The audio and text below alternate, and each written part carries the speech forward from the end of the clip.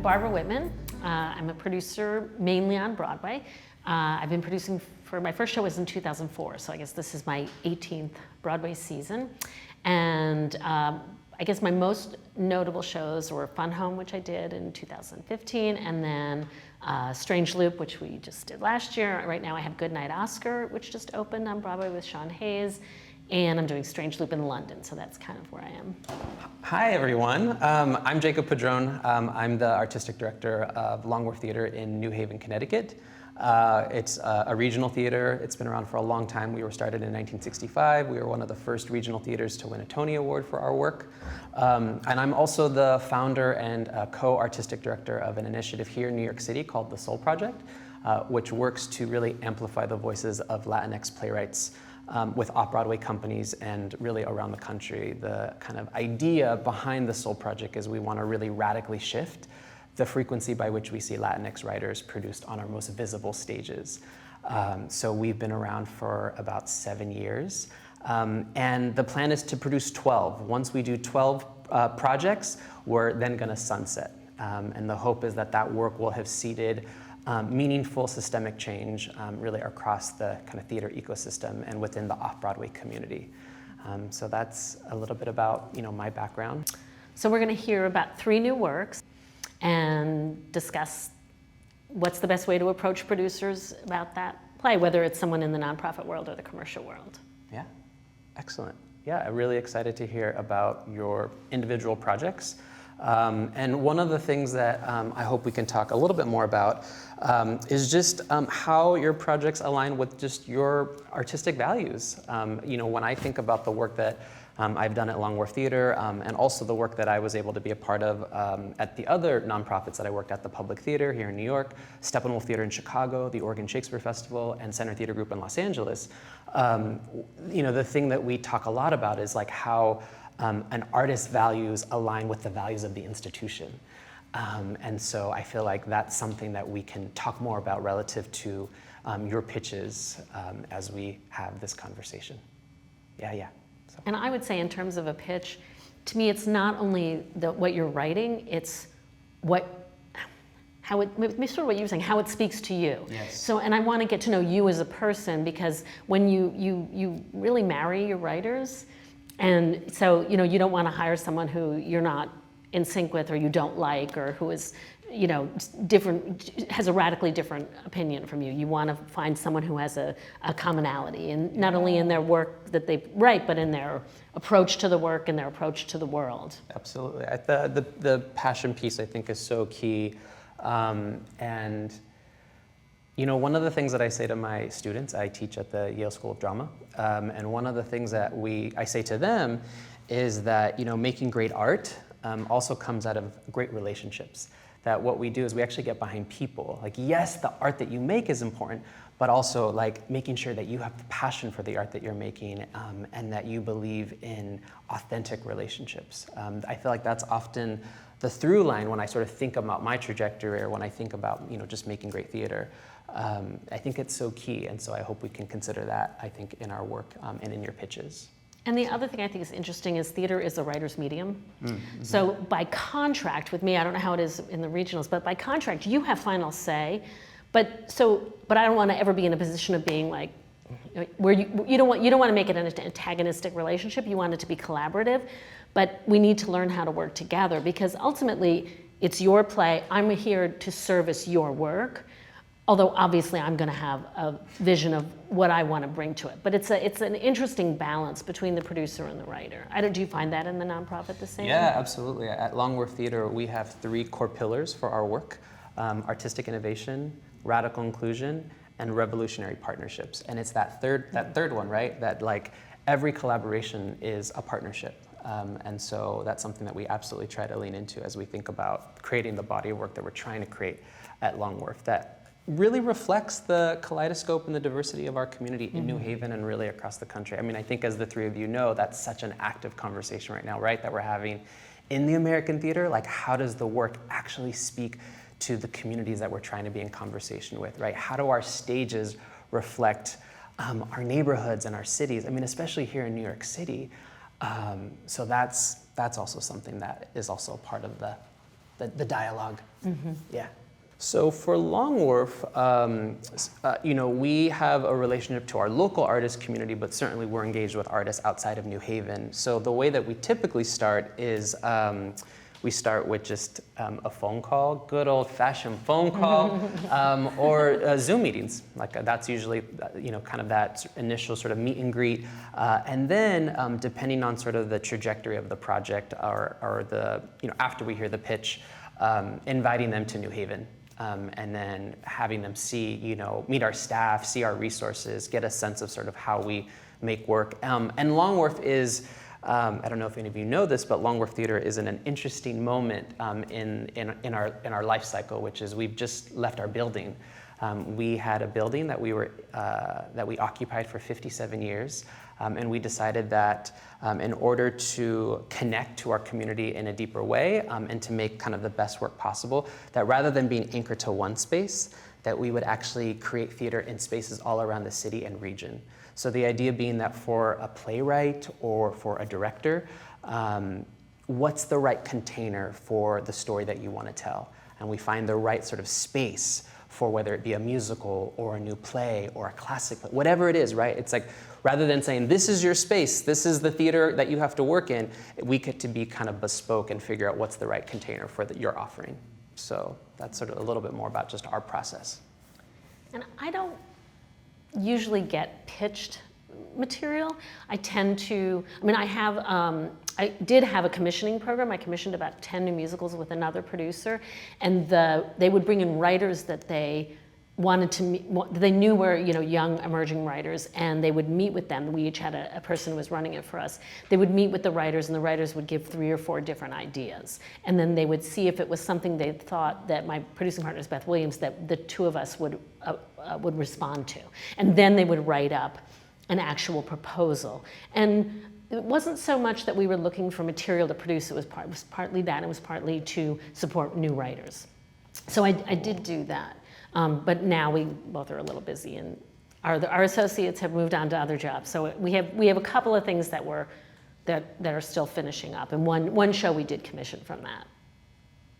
I mean, not commission, we'd already commissioned. One show we did option from that. Can I ask you a question? Mm-hmm. So if a writer comes to you, or if you decide to move forward on a project, do you then do you work to kind of put the team together, or does the team typically come with the project, like the designers, the dramaturg?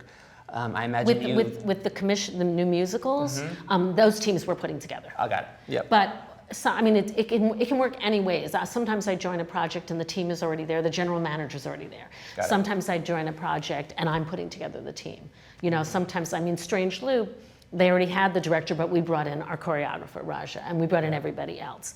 And then I took it to find a nonprofit. I worked to get it done at a nonprofit. Right, and maybe we can talk a little bit more about that in terms of the relationship between the commercial producer Yes. and a nonprofit theater like Long Wharf or like Woolly Mammoth, because I know that's... I do that all the time. You worked for A Strange Loop, you worked with Maria Goyanis at Woolly Mammoth. Right. Before it came to New And York. Goodnight Oscar was at the Goodman. Oh, that's right. So Yes, I've done it with pretty much everything, is I partner with a nonprofit. It's just it's a cost-effective way to develop something. So we're so excited to hear what you have to show us. Yes. Well, hi.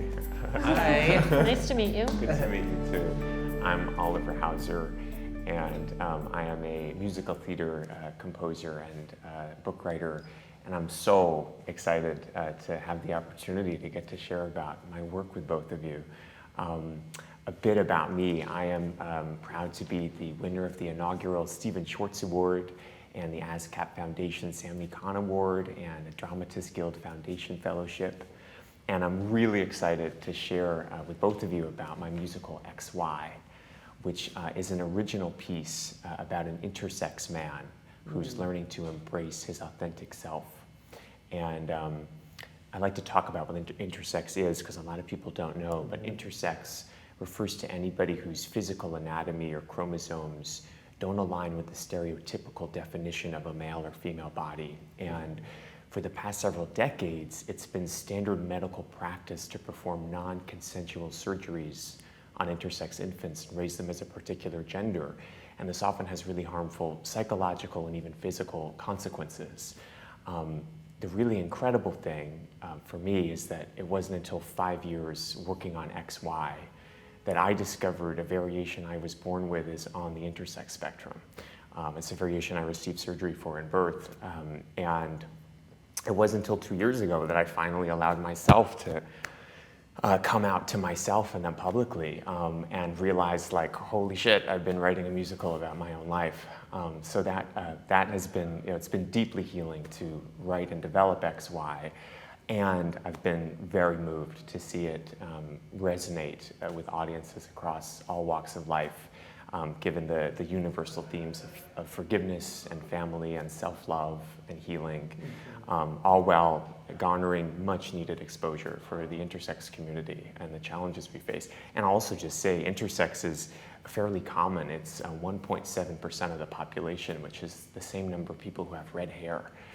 It just doesn't get talked about a lot because there's so much shame and stigma around it. So I feel really proud and excited to have presented XY at the NAMT conference, and followed by really successful readings at Chicago Shakespeare Theater and the Village Theater, and a developmental production at the Village just before the pandemic. And then most recently, the piece was one of 3 finalists for the 2022 Relentless Award, which is the largest prize given to an unproduced musical.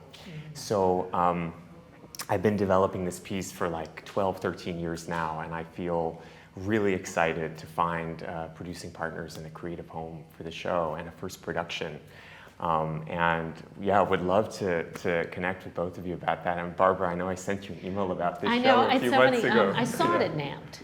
Oh my gosh, so you got to see it. And my mom has done a lot of work with Kimberly Zisselman. What's the Interact. name? Interact, yeah. Yeah, so you know. I know, so I do know a lot about it. Since we're here, I just have to tell you that truly, like, could not imagine another producer. I'd be more honored and excited to collaborate with this, on this piece. Just deeply admire the intimate, groundbreaking work that you have brought to the stage, namely Strange Loop and Fun Home, which have inspired me deeply, and I humbly hope that XY will follow in the footsteps of those pieces, being a show that speaks to an underrepresented community while touching on universal themes that reach a broad audience, which is at the cornerstone of all my work. I love writing deeply personal stories that touch on really important social issues and speak to broader universal themes that just capture our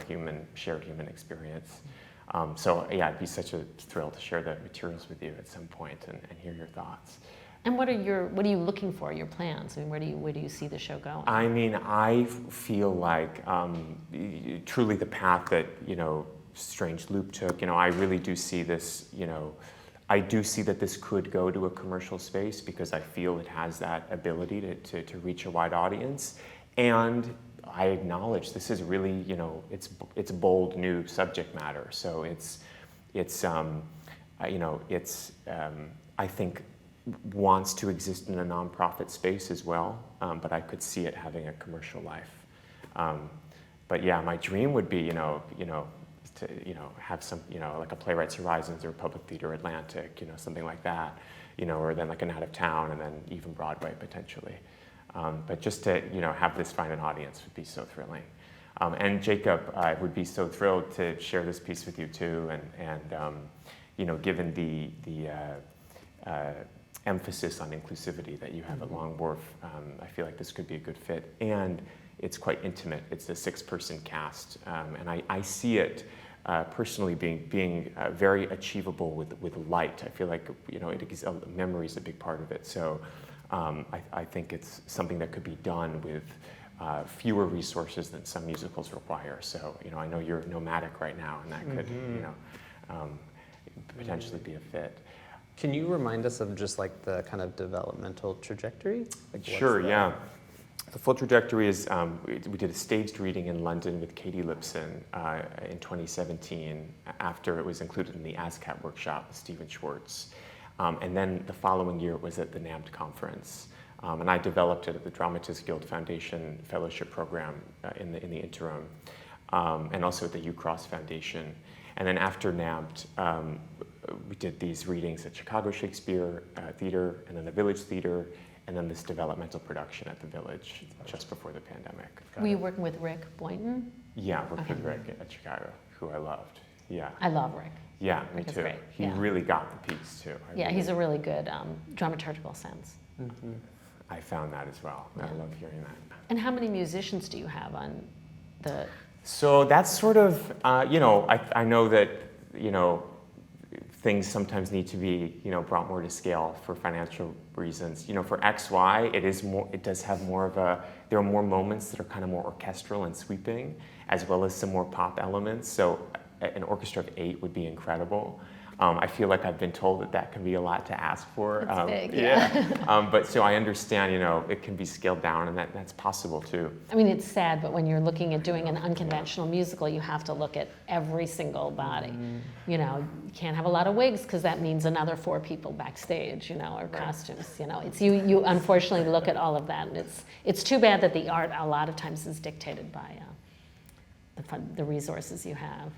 You know, if you're doing New York, you're gonna, you know, be able to have $25 million, or I don't know what that show costs, but you know, you're able to have a lot of musicians and a lot of costumes. But you know, the kind of musicals I do, you have to keep your eye on all of those decisions. When you were growing up, did you grow up like playing an instrument? Like, I mean, like where? So, what was your? Can you share just a little bit more about sort of like your journey to musical theater? Sure. So I'm really lucky that I grew up on the Upper West Side of New York, and so my parents brought me to Broadway shows when I was a kid, and I really fell in love very early. Like seeing Bernadette Peters in Gypsy was a biggie, Into the Woods, and I played piano as a kid, but I hated it because my dad always made me practice, and I really didn't like that, so I quit. And I was really interested in being an actor, so I went to LaGuardia High School for the Performing Arts for drama. But then when I was in college, I was like, okay, I wanna work professionally as an actor, so I'm gonna go to school at the Macaulay Honors Program at Hunter College in New York, so I can audition. But I had a few music teachers there who just woke something up in me that was like, wait, I love music. And I really shifted in college to being on the writing side. And I still have this voice that goes in the back of my head that's like, should I act and stuff? But I just love writing so much. And I think there's so many stories I want to tell that I think it just feels like the most organic, authentic way for me to express myself. It's probably, I mean, I think the fact that you have kind of that awareness as like a performer, or kind of, you know, that you were thinking about performance, how that then influences your dramaturgy as a writer now. I appreciate that. So. I feel seen when you say that. So true. Yeah. Yeah. And I'd actually, it feels like a segue. I'd love to share one song from XY with both of you. Sure. So this is from XY, and this is from my 54 Below concert last year. And throughout the piece, Chris is haunted by memories of his female presenting 11-year-old self, Christine. And Chris is getting cold feet about going on his second date with Noonie. And he recalls this memory of Christine being bullied on the playground. And Christine runs off to a corner alone where he encounters Rebecca, who's a spunky girl, the grade above Christine. So I have 2 incredible actors playing Christine and Rebecca here, and I'm playing Chris at the piano. Great. Yeah, so this song is called I Am Amazing. I am amazing. You are special, you are one of a kind. I am amazing. If they can't see it, then they're totally blind. I might be crazy as can be, but at least I'm being me. I am amazing. Yeah, I am amazing. I am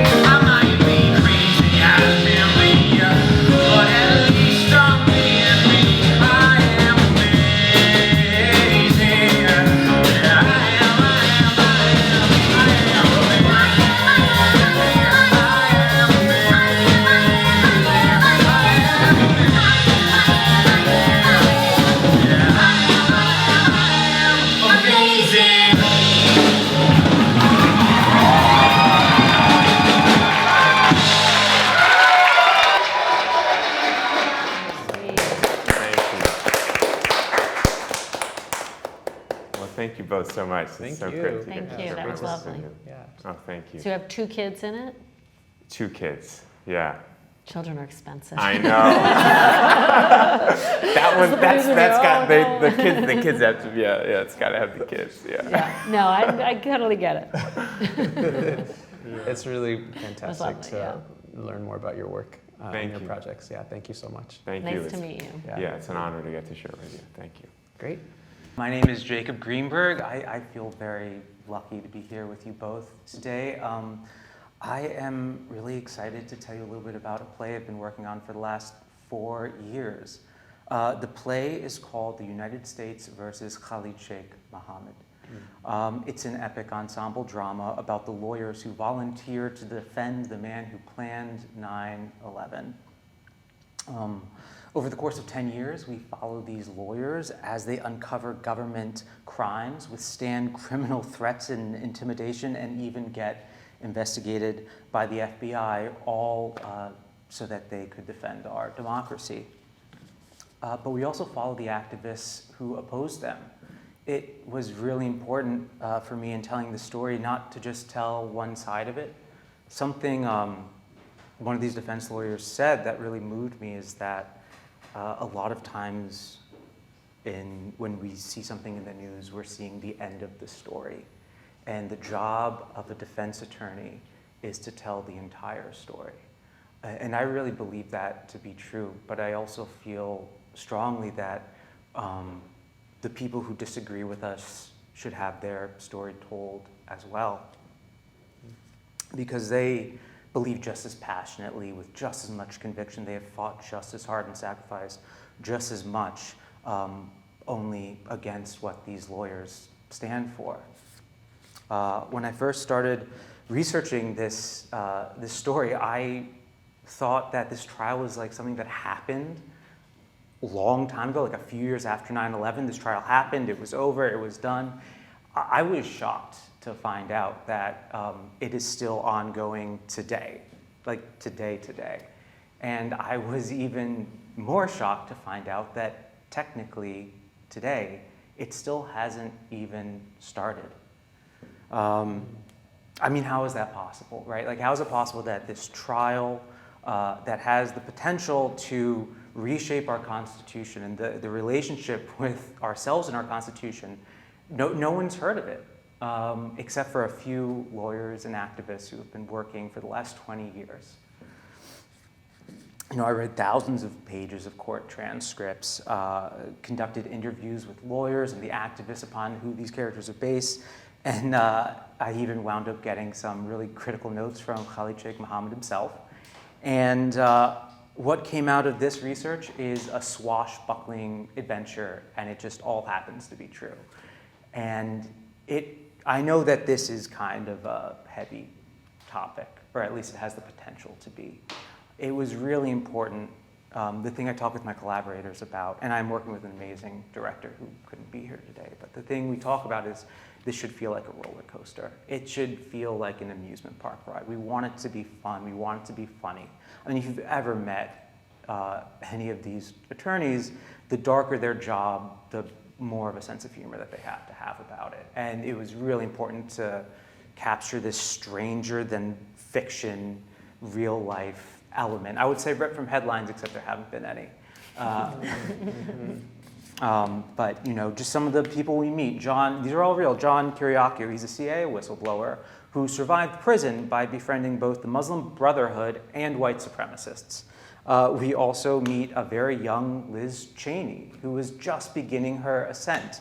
I mean, like, I knew when I was doing research that she was going to have a huge political career. I didn't know that what happened would happen, but I wasn't surprised. And I'm sure we haven't seen the last of her. We watched Lindsey Graham spar with Eric Holder, all ripped from the Senate testimony. And we meet two young, passionate activists who you probably have never heard of, but who nevertheless changed the course of this country.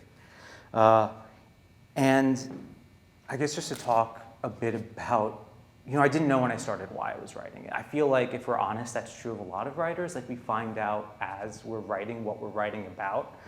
But I realized that over the past 7 or so years, I was finding it more and more difficult to see the people I disagreed with politically as human. And I was feeling angry, and I just didn't understand how they could believe the things they believed, and I knew that they felt the same way about me. And you know, I had a quote that I was going to kind of close this out with, but I'm going to try and remember a different one, actually. One of the defense lawyers said, it is, I believe that crimes are committed by individual human beings, and it is our job to recognize their humanity. Otherwise, it will reduce my own. And that's what the play is about. It's about trying to see each other as human again, because when this trial started, there were people who had disagreements over policy, and over 10 years, it turned into hatred. And that spoke to what I was experiencing, being an American who loves my country, who wants to love all my countrymen, living here over the past 10 years. And I've Excellent. yeah. So is he in prison? I don't know. I mean, then, like you say it, I'm like, I have no idea. I just realized that I never said the words Guantanamo Bay, which was an oversight. So he's in Guantanamo. He's on Guantanamo Bay. Okay, got it. Yeah. The sort of long arc of it is that the first act covers the first Guantanamo Bay trial in 2008. And then right as they're about to score a victory, Obama comes into office, and one of his first acts is to stop these military proceedings and move everything to New York. You might remember, I don't know if you were living in New York in 2009, but you might remember there was this big controversy about this trial taking place in New York. And then so in the first act we follow the defense lawyers who volunteered. The second act, we just completely switch sides, and we follow two activists whose family members were killed on 9/11. And they are the ones, with Liz Cheney, who essentially rose up and sent this trial back to Guantanamo and got legislation passed in the Senate to send it back to Guantanamo. And then the third act takes us, it starts 5 years later. We're following both sides now, alternating. And it takes us to a pivotal decision about, I won't spoil it for you, but a pivotal decision about the trial. This is all pre-trial. The trial hasn't technically even started yet. And then there's an epilogue that covers everything that, you know, it's written in a way where it can be adjusted depending on where we are when this is being performed. And what's the name of the piece again? The name, it's flexible, but right now, so, you know, the name has given some people pause. It's United States versus Khalid Sheikh Mohammed. I would actually love your opinion on whether we should call it what it is, or try and find a name that might not alienate potential. I see the difference in the expressions from profit and nonprofit. Yeah, like you're right. No, it's a good question, and that was my I don't know what's the right thing to do. Yeah, I don't either. I mean, I think it's like, what's the, gosh, I actually have a lot of questions. I guess it's about like, what's the intention, like in terms of like what you want kind of audiences to walk away with. And so for example, I remember when I was at the Public Theater, we were talking about one play, it was very politically charged. And the writer said, you know, at the end, I actually, the kind of project of this play is like, I actually want it to be a real call to action. Yeah. I want it to be a call to action for audiences, for the artists that are involved. And so I'm curious, what is that for you? Because I think that can also then help to inform sort of what a title can be a provocation. And so I'm curious what that is for you. The call to action is... Is it a call to action? It's not really. I mean, it ends up in a very ambiguous and like the pulled into piece, essentially, the word, in this place where when I end up, I don't know what I believe, because it's so emotionally wrenching, and I just feel so strongly for both of these sides, and I can hold them both at once, even though they disagree so passionately. I can hold their experiences as valid at the same time. And that's what I want. It's more of a call for empathy than a call for action, and a call for love and humanity than to call your senator and demand this or demand that. A call for empathy. Yeah, I love that, right? That two truths can live side by side, yes and. Yes. And what do you see as the trajectory for it? Like, what is your vision of where you think it should be? I mean, obviously, I would love to see it go as far as it can. I've been working with Utah Shakespeare Festival. Shakespeare Festival was sort of like an immediate first thought because they already have a big cast. It's a 10-person cast, which I know is big I know it's big for a play. Everyone plays multiple roles. There's very minimal sets, but I know 10 people is no wigs. But I know that 10 people is a lot. So I've been working with Utah Shakespeare Festival. We've done 2 readings, workshops. One of them was actually 2 weeks ago right below us at the tank, funnily enough. But where I see it moving forward is possibly with another Shakespeare Festival that has a history of doing it's smaller than some other historical dramas of this nature, even some that are currently playing. But maybe off Broadway. I would love to see a transfer, but I understand that, really the important thing is to connect with an audience. Mm-hmm. And the other thing I would say is one of the first things that Utah Shakespeare asked me, they're like, well, is this for liberals? And we're in New York. I'm fairly liberal, but, I hope you wouldn't guess my politics from reading my writing, because no, it's for everyone. And I hope that everyone will feel seen by it. I hope everyone will be challenged by parts of it. And I hope everyone will hold an empathy that they didn't have before they walked in. No, that's powerful. Thank you. And who is the director that you're working with? You might know him, actually. His name is Hassan Al-Rawas, a Northwestern. He knows how to make good chocolate. I think. Yes, I think I did. Yeah. I think I did. My dear friend Shauna Cooper is and his mentor. And she brought me in, and so I did a guest lecture. Shauna's been a wonderful mentor to him, and has been wonderful to us as well. That's amazing. Yeah, very talented. He is. That's excellent. Yeah. No, you make it sound really interesting. I'm like, how did I not know this?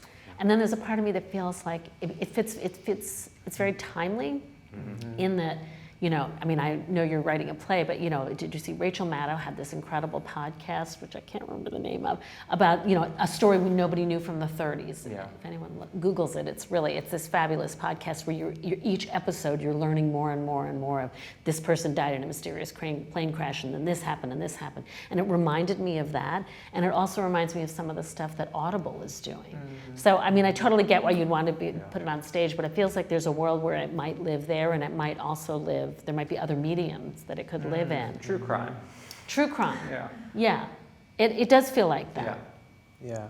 Yeah. I appreciate you naming that. I think sometimes within kind of the American theater, sort of within our community, we often think that the final destination has to be like Broadway, or it has to be, but sometimes there are other more appropriate platforms for the story that you're trying to tell. There's maybe a better container for the story that you're trying to tell. So I think it's actually really inventive that you're thinking about how this play is in alignment with a Shakespeare company, like Utah Shakes, like Oregon Shakes.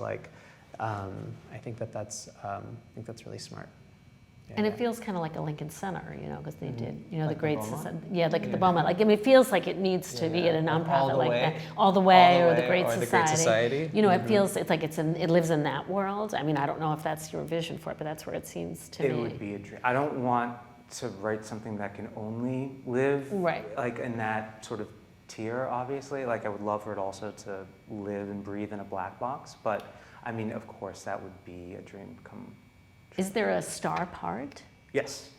So And there's, that's an angle for it too. yeah. Bryan Cranston by any chance? Right for Bryan Cranston. Darn. No, but that is another way to go about it if you're trying to move it to a bigger platform, is Right. to try, then you kind of need a producer to kind of make that happen. But that if it has a star part, that certainly makes it more commercial. Sure. Sure. Yeah. Excellent. Thank Yeah. you so much. Thank you. Yeah. Now I have to go find out more about it. Yeah. Well, there's one way. Hello. Hi. I'm Grace Oberhofer, and I'm a composer, performer, writer, and sound designer occasionally. I grew up on the West Coast in Tacoma, Washington, like an hour south of Seattle. And I was lucky enough to go to an arts high school where I learned how to write songs. They had a whole songwriting and audio recording program there. Basically, when I went to that school, I quickly learned that writing music, and music with lyrics specifically, was kind of my way to understand anything I was experiencing, understand the greater world. It was just my way to work through anything. I remember, I don't even know how I managed this, but I would be writing songs until like 2 in the morning, and then I'd go to school like 15 minutes late, and then I'd sort of rinse and repeat. And so I had always grown up learning about opera and performing in musical theater. And so in high school I wrote my first like original piece. It was a 30-minute operetta based off of Snow White, like the Grimm brothers' Snow White. And then I was kind of hooked on this experience of writing for other people and creating a story through that medium. And then many years passed, and I moved to New York, took a U-Haul from college on the East Coast, and then I met my collaborator, Julia Izumi, who unfortunately can't be here today, but we sort of connected immediately, because I think we have a very similar sense of humor was first and foremost, sort of how we connected collaboratively, and we also have this similar goal as artists to create stories about women who are not perfect, but rather amazing. So something about them just is incredible. And then another aspect of our art that really shone through was Julia is this like incredible world builder, and we both love the sort of wild and wonderful. And so that led us to collaborating on this musical starting back in 2016. We have been working on this dystopian bunny musical called Hot Cross Buns. And it tells the story of this incredible pop icon in the world of Bunny Isle. Her name is Maida Melody. And she goes on a journey from being the absolute bringer of all culture on the island to realizing that she's actually a pawn for government control amongst the population. And so she abandons her role as a government front, essentially, and turns to the side of the rebellion on the island. But over the course of that time, she quickly learns that both the larger imposing power and the rebellion can fall victim to issues of searching for power, corruption, and maybe whether or not they have the best intentions, getting thrown off course. And so Maida goes through this journey from icon to rebel, and then goes ultimately to self-actualization by the end of the show.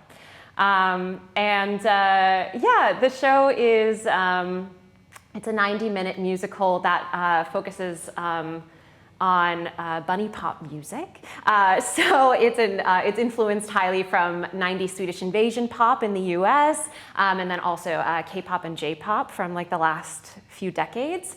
And the idea of that is that we can use that aesthetic to build this world of this sort of like iconic role that bunny pop plays on the island.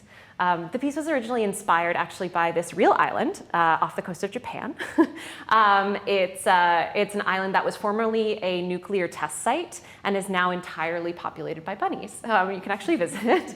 And Julia and I were so fascinated by this world that we sort of took it and created a fantastical metaphor for our own American society.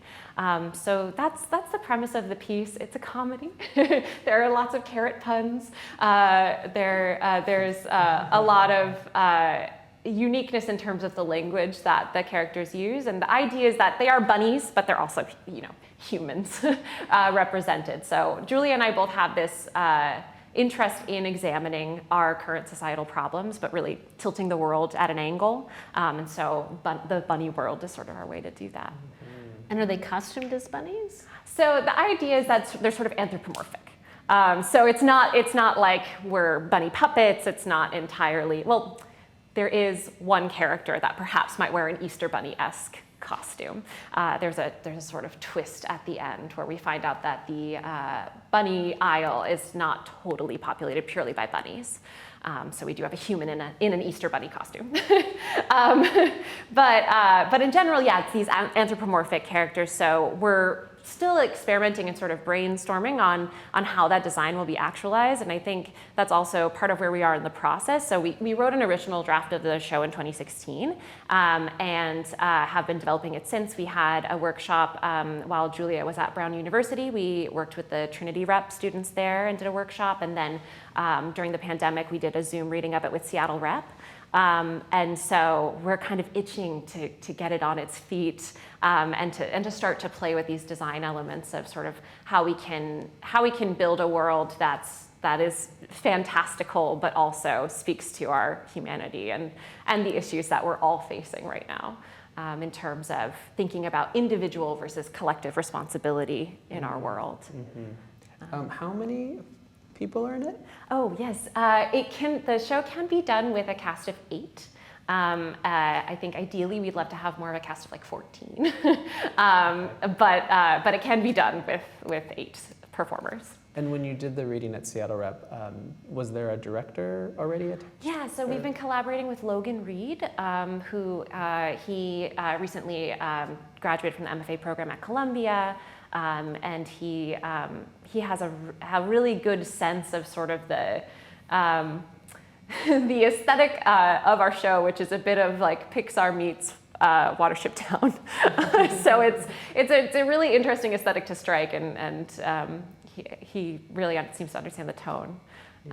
Yeah, absolutely. So do you still want to do more developmental work on it? It sounds like. I think we're interested, sort of our next piece of doing a developmental workshop of it, probably a 29-hour reading, and then I think from that, once we've sort of revisited the show in its live format, because obviously Zoom is not a super accurate. Yeah. I mean, our performers were absolutely amazing for that, but I know doing things on Zoom are just. It's tough. Especially a musical and a comedy is like, it's really tough. Yeah, and so people really leaned in. We had some bunny puppets lip syncing the songs on. It was fantastic and wonderful, but also I think we're really excited to feel it in a room with an audience again, and with the performers in the room again. And so I think probably a workshop there, and then I think from there we're really excited to start to see design elements and potentially collaborate. I think our hope is to maybe work with a regional house or a smaller theater to kind of get it up on its feet.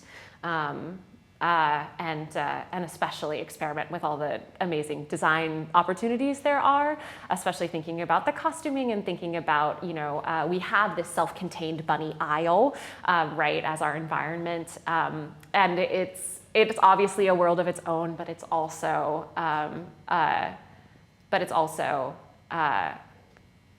the world that we're currently living in. And so sort of thinking about the echoes of that.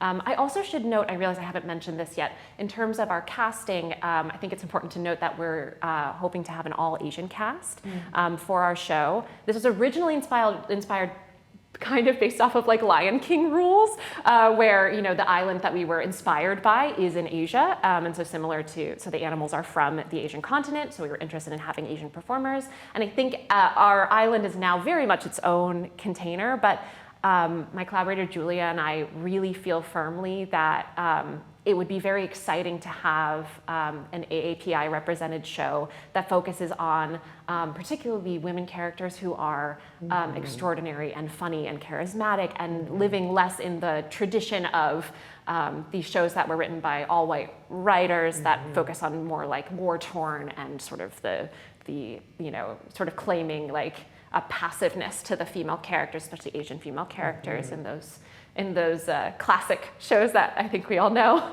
And so I think we're really excited to have there be a contemporary piece that represents what it is to be Asian American and plays with that. I love that. I was actually going to ask that, given the location of this piece and given the music, K-pop, that you're placing the musical in a very specific cultural context. And so, I'm just so pleased to hear that you and Julia are thinking deeply about how to respond to that context in terms of your casting, in terms of, I imagine, the design team. And so what are some of the other key artistic questions that are coming up as it relates to that cultural context for both of you? What are some of the other things that are sort of you're thinking about? Yeah, so I think one of the main factors that we're thinking about in terms of our societal exploration, right, is thinking about these government structures that we have and the motivations that can corrupt. So I think a lot of it is this discussion of we have this big pop sort of capitalist structure in Bunny Isle, not at all similar to America. Obviously, there are a lot of overlaps there, but I think we're thinking about how it's a question of how these capitalist structures can, on the surface, create this wonderful, incredibly happy environment, right? And having a strong role model in the public eye, right, can be a beautiful thing. But at the end of the day, if it's a means to control, there can be harm there. And so I think that does have resonance, really thinking about the location and thinking about the representation in our show of thinking about sort of the way that capitalism and colonialist structures can interact. So that's the big question, yeah. And forgive me, I actually don't know your director, so is your director a person of color? He's a white director, yes. Okay. But he is also very interested in exploring these questions with us. Great. So, great. Yeah. And have you applied to any of the places like O'Neill or NAMT or any of those, or Goodspeed? So we applied with a very early draft to the O'Neill. And since then, I think a lot of our development has overlapped with the pandemic timeline. Right. So it hasn't matched up perfectly in terms of our development. But we have applied to NAMT last year, and I think at this point we're excited to sort of partner with someone who's interested in sort of helping us get this on its feet. Right, and Goodspeed, I mean, all of these are really nice ways to develop musicals with support. Yeah. That you can go and do your work, and then you have, it depends if it's Rhinebeck, Writers Retreat. I mean, they all have some sort of performance. They won't necessarily do a fully staged thing, but it's a nice way, and it's a nice way to kind of build your world of the show. New York Stage and Film. New York Stage and Film, all of these are really... Yeah, the ground floor, Berkeley Rep, they have a program that you have to apply for. But you apply, all of these things are, they're great ways to and they have different levels of, sometimes there's an audience, sometimes it's just other writers, but they're, I don't know if Space and Rider Farm is still doing it. Oh, that's a good question. But the dramaturgical support too, right? The dramaturgical feedback is, I find to be useful. Yeah, and you can sort of go away and do a retreat, a lot of them, and spend a week and really work on that, because it feels like that'll give you a chance to answer some of the questions you might have and to really figure out where you want to, how exactly to shape it. I mean, it sounds like you're still at the beginning stages of developing it. Am I correct about that? I'd say we're probably midway through. Midway through. Yeah, okay. We've got sort of a third draft script and score, and I'd say 75% of the show has sort of an arrangement for a small band, and I think our waves of the journey for Maida are quite clear now. It's just sort of chiseling the last bits of the clay. Yeah. And are you doing the music, and then Julia's doing the book and the lyrics? So I'm doing the music, and then we're co-writing the lyrics together. Cool. And then Julia's all amazing jokes in there. Okay. Absolutely. Yes, I actually have a couple of samples of pieces, if that's useful. Sure. Yeah, absolutely. Pull them up. I think, especially with this piece, a lot of people hear bunny pop and they're like, oh, so it's all pop songs. And we're also playing a lot with using musical theater structure to talk about, using music as a tool or a weapon, depending on how it's most useful to the character. And so, so I just have a couple of short samples here of different songs, just snippets to give a sense of the scope.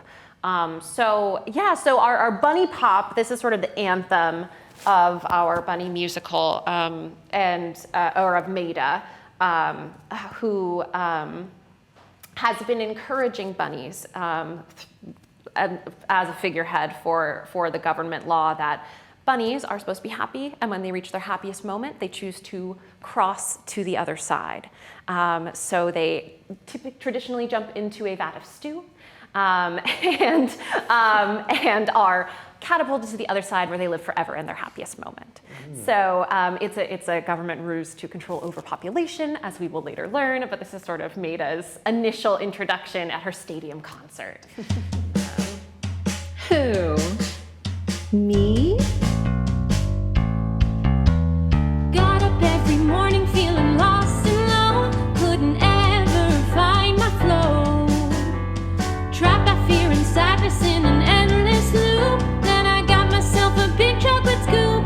And I thought, fluff, wow, this tastes so great. Reminds me what to celebrate. All the hardships I endure are worth it for a moment so pure.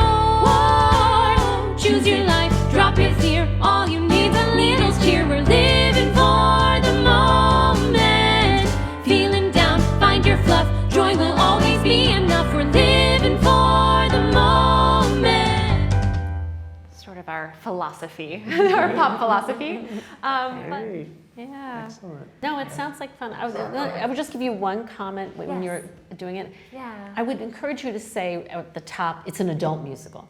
Because I heard Bunny and I was like, is this a kid? And then once you went through it, I was like, no, it's not a kid's musical. Right. Oh, but yes. I would just, if you put that, it's a Bunny musical, but it's actually for adults. I think we picture it sort of, being open to sort of like a teen audience. Fine. What as opposed to, I just was But yes, wasn't not for initially elementary was schoolers. is it right? Is it a children's musical about rabbits? Like and I think it'd be good to make it clear right up front. So I'm with you. Totally. Yes. Thank you. That is very good to note.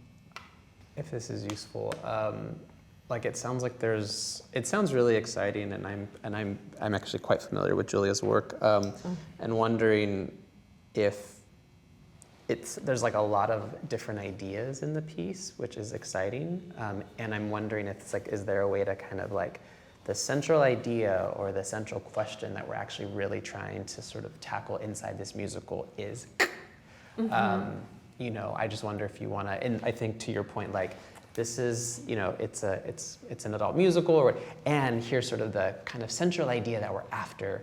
And then maybe go into, because I think for me, as you were describing, I was actually having a little bit of a hard time just tracking the story. Well, yeah, I got stuck on the bunnies. I was having a hard time being like, well, Are they people? like, Are what they is this bunnies? about? Like I'm Yeah. like, because it sounds like it's actually about a lot of things, and I'm just wondering, is there a way to? Yeah, and I think if you clearly set that up, because it is, you're asking us to Right. make a leap to this world, as opposed to Guantanamo Bay or whatever. I mean, like that was, I had that in my head, whereas for you, it took me a little while to figure out. And I think if you set that up really clearly, it'll be easier for me to hear it.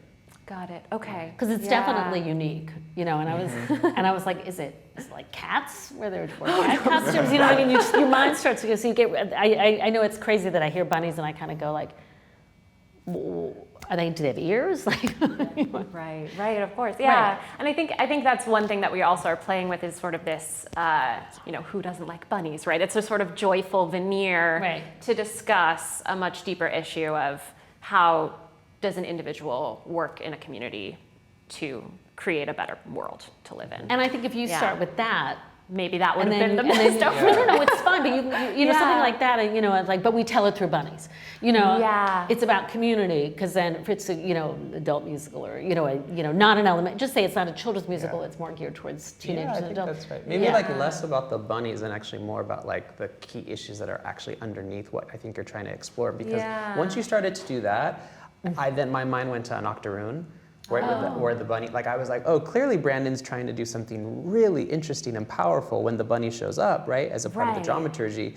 So but it took me a while to get there. I was like, oh, this is actually a really deep musical that has really important things to say.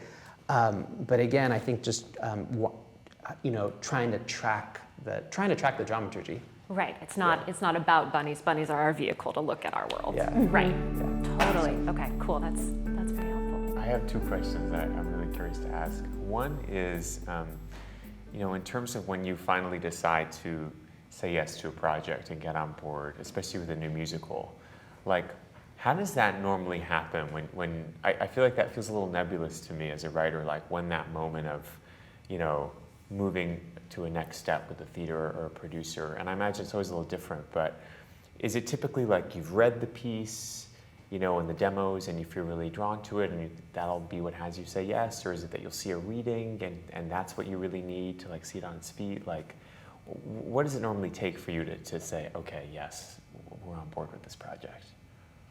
I mean, it can happen, every show is different. It can happen any number of ways. Sometimes you go to a reading, sometimes you see a production and say, oh, I could move that forward. Sometimes, like I've said, I commission things, so it can happen any number of ways. And I think everyone is always waiting for that magical moment when you say yes, and it doesn't really happen that way. Like, I'm talking to a nonprofit and they're like, yeah, maybe I have a slot for you. And I'm like, I said, maybe they have a slot for us. And then this other, it's so rare when it's, that call comes. I mean, that call comes actually when you get a Broadway theater where the phone rings and they say, we have a theater for you. That is like that. But in terms of booking a show at a nonprofit, usually it's more, can you do a reading? It's more, you're always just sort of wondering. Yeah, I think that's right. Is that true? I think that, yeah, it's never a straight line. And yeah, to your point, it's like every project is different in terms of the trajectory. But in thinking about like how to get to the green light, which I think is what you're like, yes, we're invested and we're going to develop this, or yes, we are invested and we're going to produce it. I think for me, it's two things. It's one, is this an artist that I want to be in a rehearsal room with? And two, do I really believe in the story that they're trying to tell? Like, and so like if those things are like yes, and also I really trust my team. Like I think the artistic staff, like when the staff and when the artistic staff and the Fuller staff start to galvanize around a project and they're like, yeah, we love the music and I'd like to be in space with that artist. That also is like, then let's do it. Let's do it because I feel like this artist, again, it's the values alignment, right? Is what this artist has to say is aligned with what we're trying to say and do as a theater company. And if those things are in lockstep, that also is where we say, yeah, let's do it. Something you both said to me at the end of our conversation was to lead more with the personal and more about myself. And to be honest, it's something I really have, I have trouble doing it in general because of my personality.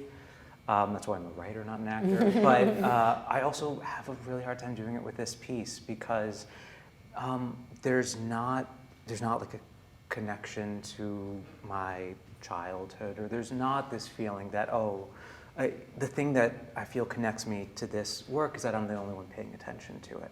And I do, as a writer, think that that's very valuable. But it's hard to talk about in conversations like these. And I was wondering if you had any advice. Yeah, I think I go back to the question that I think I maybe asked, which is like, why is this a story that you want to tell? Why is this meaningful for you? And whatever that story is, I find that to be so, I find that to be so important. And maybe you don't have to like stay there for a long time, but I think that little window inside, I think really, you know what it is? It's because it helps me just to get to know you as an artist. Like just as like another human in the room, right? If great art comes from great relationships, I want to just be in relationship with you as a writer. Yeah. So separate from the thing that you're working on, I just want to get to know you as an artist. Because that also helps me to understand your piece in a deeper way. It helps me to ask questions different kinds of questions based on how you're showing up and the kind of artist that you are and the body of work that you want to create. So I get that. We're not all, we don't all sort of like wear our heart on our sleeve or sort of want to pull back the curtain. But my mentor used to always say that making art is mysterious. And there's something about like putting your heart into it. So if the offering is this, I am giving you my heart and my mind and my spirit, I want to know who you are. And I want to understand that story of where you come from. Thank you. Yeah, that's very helpful. Thank you so much. A question that's on my mind, I obviously the piece that I talked about today is in a different stage of development than like Oliver's per se, and so I'm just thinking about when it comes to building relationships with theaters and with producers, at what stage of the process do you typically, are you approached by an artist or do you approach an artist? Is it useful to like start cultivating a relationship early on? Is it better to sort of wait until you have like a final form to present? I guess What you're saying, when do you should you start reaching out to theaters? yeah, or I guess in your experience, like sort of when does that matchmaking start to happen in terms of going from an idea on a page? It can happen at any time. Yeah. And as we said, no show takes the same path as the show before it. But I feel like for you, starting to build the world of your show by reaching out to some of these developmental things will be really helpful because we're all very aware of what's happening at all of those places. So we'll know, oh, Goodspeed is doing this. Interesting. We'll say, oh, I see O'Neill is doing the, that thing about the bunnies. Like we actually know, like I knew a lot of, Oliver and I had never met, but I knew a lot of the development of his show because that's just sort of what we hear. And I think if you just put it out there, when the time is right, it will happen that you'll start having those conversations directly between you and the people who will ultimately take it forward. Cool. I love that, right? I love when an artist is just like, I actually really believe in what you're trying to do at Long Wharf Theater. And like, I want to talk about how I can be of service to that vision and mission. Can we actually just get to know each other as humans? And like, because then I feel like, I think it goes back to your question. I think then it's like, oh, okay, like, I actually think that I have something to offer this artist and maybe this artist has something to offer me. Because as an artistic director, I think there's the mythology that we have all the answers or that we know what we're doing. And that's a dirty little secret. It's like we are all learning and growing and building together. Yeah. Artists always are teaching me new things and maybe I have something to teach them. And so again, how can we be in relationship to each other? And because I think if that's rock solid, then we're gonna be able to make something really, I hope, really brilliant. Yeah, that's so helpful to hear. I feel like a lot of times as like a writer, you kind of feel like you're on an island and you just kind of have to like keep like throwing out like a lifeline, like, and so it's just that makes my heart very happy to hear that it's all about the relationship. It's about the learning too. Yeah. Like one of the things I say to our audiences at Long Wharf, and I try to say to my staff, and I try to remind myself is like the journey of learning, that we can all be lifelong learners. And when we are making theater, like there is so much. Even if you've been a producer for a long time, every project illuminates new opportunities and new challenges, and it allows us to expand our hearts and our imaginations in really powerful ways. And how do we take those lessons into our next artistic expression, into our next relationship, into our next Broadway show? Right. So. And the world has changed so much in the last few years. Yeah. And I think that the work is reflecting that, the work that's being done, and the work should reflect that even more, and we all have to keep evolving and growing because we're not the same people we were before the pandemic, or at least I don't feel like I am. Yeah.